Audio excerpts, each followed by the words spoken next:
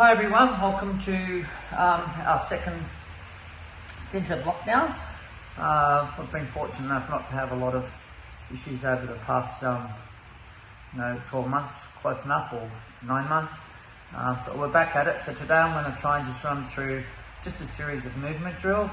It's going to be very hard for people to do things at home that require a partner or a certain piece of equipment. Usually able to make do with a few other household items, cushions, pillows, etc. For your jiu-jitsu stuff. And those fortunate enough to have been there a bit longer, you can do a lot of your movement drills without a partner as long as you understand the positions you're in. So first we're just going to run through a little hip escape breakdown, paying particular attention to your bridging, framing, and using your toes in the right way is as well. So this will help you a little bit later on with your jiu-jitsu with pressure, which comes a lot from your toes at in a lot of positions. So first we're just going to go through how we normally do our hip escapes in class, or try and stay in frame. Is everybody just lays on the mat and then they just push themselves away and turn and leave their hips, and then we rotate back, and then we push and turn again and rotate back to continue down the floor. So the issue with this is that if you have a person who's pressuring you down on the ground, they're going to be controlling your chest and your hips, like your upper body, your head, chest, hips. So I'm not going to be able to just turn my hips through the floor, and even if I push them away, there's a lot of pressure here for me to just still try and turn my hips through the floor.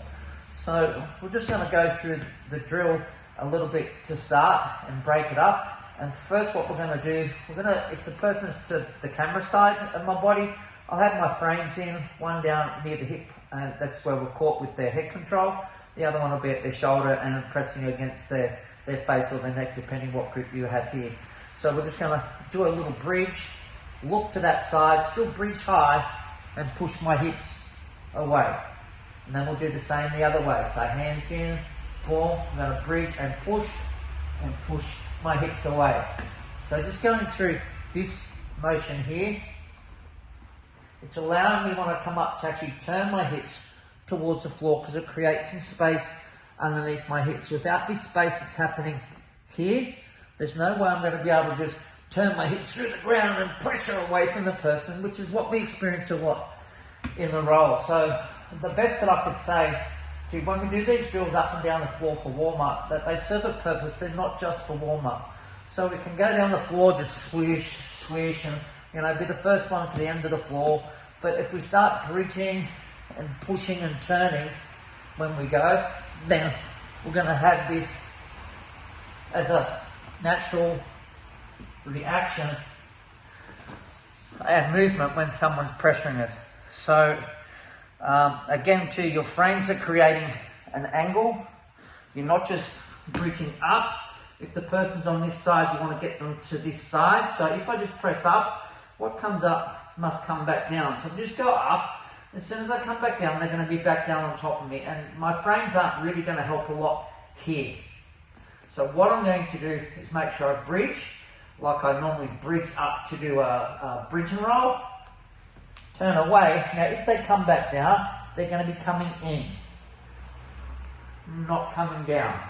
So we're getting the person off to the side, taking some of the pressure off and creating space so we can bring that knee in if that's what we're going to do.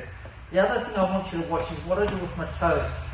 So it's not just a matter of planting your feet on the ground and then pushing and turning. I actually use my feet. So this foot, I'll use my pinky side of my toes, and this foot, I'll use the ball of foot, so my big toe side of my foot. So as I bridge up, I bridge, and I have this push into the mat. And it's this push and the dig into the mat that allows me to get a good push out. You'll find a lot of the time when your foot stays flat, when you do this, your foot slides away. And all that's doing is stealing space from you. So you can't create space if I can't escape my hips. So again, toes right near your bum. As I bridge up and turn, I'm pushing on my toes, scooting out, and coming back in. There's a few people that I've seen who've been doing a one-legged hip escape, which that's legitimate. The only thing I don't like about it is you can't have that escape while you're protecting your mount, which when we have our mount protected now, this is another advancement in your hip escape. I need to be able to do all these things without that foot if I'm going to boom, go there to shoot in. So that's your choice to go that way. If you want to protect your mount, I can still protect my mount here, here, here, or if they're down far enough, I'm going to be right with that there because I've got the knee to the hip. So that's up to you. So just run through that for about 5 minutes or so. You can always refer back to it. I'm going to break my videos down rather than just doing a half-hour session. So I'll do like a half hour of work for you rather than you having to move away from each portion. So just start the first bit, bridge and push away.